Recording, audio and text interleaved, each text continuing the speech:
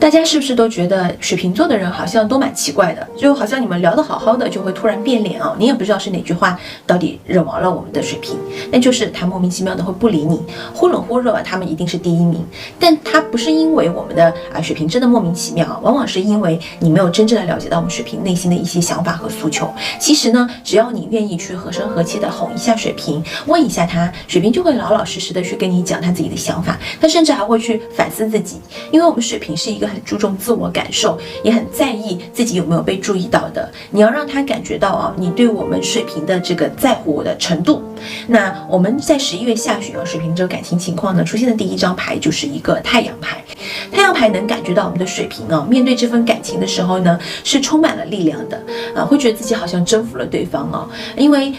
对方呢，他可能会感觉到是一个比较寂寞的人。那寂寞的时候遇到了我们有趣的水瓶的话呢，虽然说他可能还是会觉得跟水瓶是一种试试看的这种试探的阶段，但实际上我们的水瓶根本就不是他一个理想型，所以这种征服感有的时候会有一种就是危机和这个期待、希望并存的这个形式来呈现就觉得这个人可能随时都会。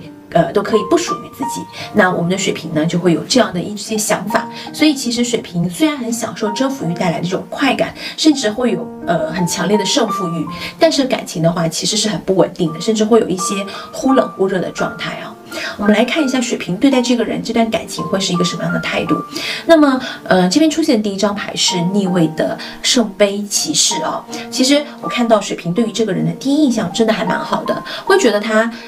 很干净很阳光，然后也是很好相处的样子。那其实相处久了，因为是一个逆位牌嘛，水瓶其实会发现这个人有点外冷内热，他的心真的是比较难去靠近所以其实水瓶在看这个人的时候对他的印象包括感觉的确都是蛮好的，但是这份感情仍然会有一种高开低走的感觉水瓶就渐渐的发现好像自己是完全把握不住这个人的。那么接下来有一个宝剑五呢，说明水瓶是非常矛盾的，很多时候你不太敢去面对这个人，或者说两个人在一起的时候呢也会有一些争吵，其实水瓶蛮怕见到这个人的，你们会有一些自我的逃避，因为一见面两个人就是难免的会有一些不开心争执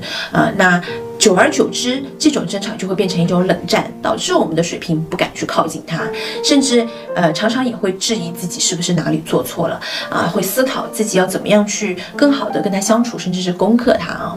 那么对方这边是一个什么样的情况呢？他这边出现第一张牌是一张皇后，能看得出来他其实择偶标准是非常明确和清晰的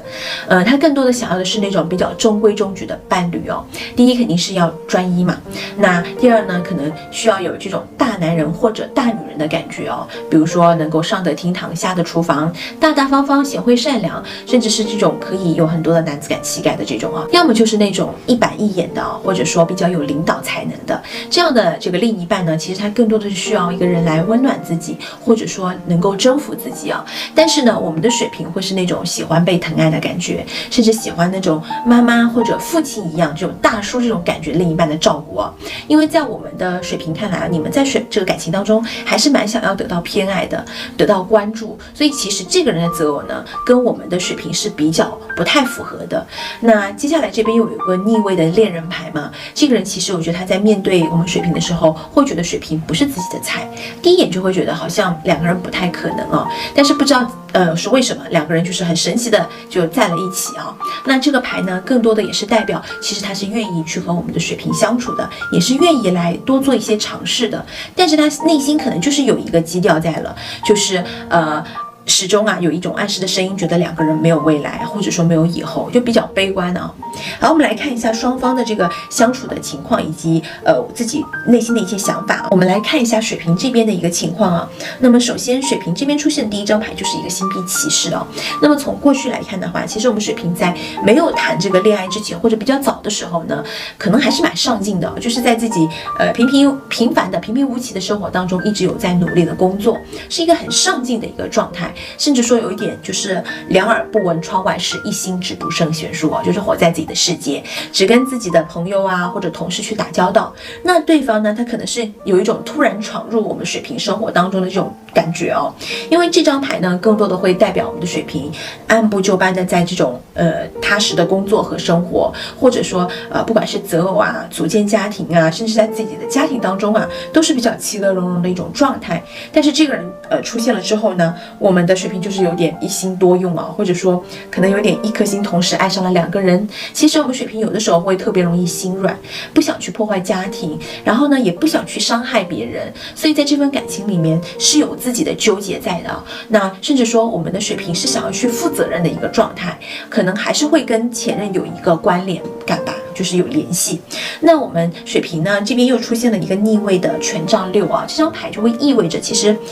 这段感情应该你们身边有很多人会在反对吧，甚至就是两个人当中，其中一个人是遭受到了一些谩骂呀，或者遭受了诋毁，但是可能仍然是有一点不管不问的，自己是仍然沉浸在这段感情当中，觉得只要是对方认可了，尽管我这边受委屈，背负骂名，我也无所畏惧，我也不在乎。所以其实当这张牌出现的时候呢，就是有一种自欺欺人的感觉哦。当然了，也会有一种就是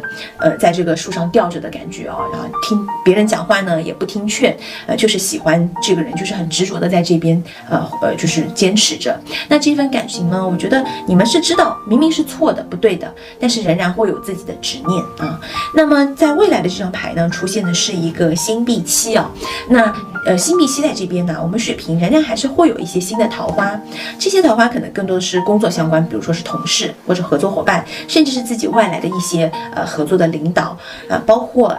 通过相亲认识的人呢。因为这张牌也是说明我们的水瓶可能仍然会处于一个比较复杂的多角关系当中，那这份感情甚至也是不被认可的。那我们的水瓶可能有的时候会更加的清醒一些啊，慢慢的就会领悟到，知道自己应该做什么。那总体来讲啊，我觉得这份感情会有一种忽冷忽热的感觉，可能会有这种短暂的幸福感或者快乐啊，甚至是获得一些胜负欲，但是呢，也容易变得患得患失，立马又会失去这段感情啊。好，我们来看对方的情况。首先，他这边出现的是一个逆位的权杖3啊，那么我能看到对方会一直觉得我们的水瓶有点捉摸不透。那面对水瓶的时候，他也不太会去敢真正把自己交出去，总会觉得有很多不确定的因素，甚至从这个过去来看的话哦，这个人他就恋爱经验不是很丰富，或者说他可能谈了很多的这个恋爱，但是真正有经验的嘛，也就那么几个，就都不是很认真，所以经验也很有限啊。那么回到中间，我们这个正义牌啊，就是代表这个人他是一个绝对负责任的人，不管是要他对别人负责，还是说他想让别人来为自己负责，给自己一个说法，他还是很固执的，包括那种不太传统的这个感情观啊。所以这就是为什么这个人他一直是犹犹豫豫，不太肯去很确定的选择水瓶，或者不太敢去相信水瓶的原因啊。那么其实我们在未来这边看到这个圣杯8啊，它仍然会给我们的水瓶一些机会，但是这张牌你会发现它其实还是很失望的，因为就算我们水瓶改变了，或者说哪些地方得到了他的要求，达到了他的标准，对方还是不满意和不满足的，甚至会觉得我们水瓶怎么做都不对啊。其实这张牌是代表了一种很逃避的这种情绪啊。这张牌呢出现也是代表这个人他努力过，给过机会，但是结果发现两个人好像仍然是不是很对的。所以这段感情呢，我觉得我们的水瓶也不要太抱太大的希望，就自己能力去尽力维持和挽回。那如果最终结果达不到你们的想法的话，也是希望你们可以放开。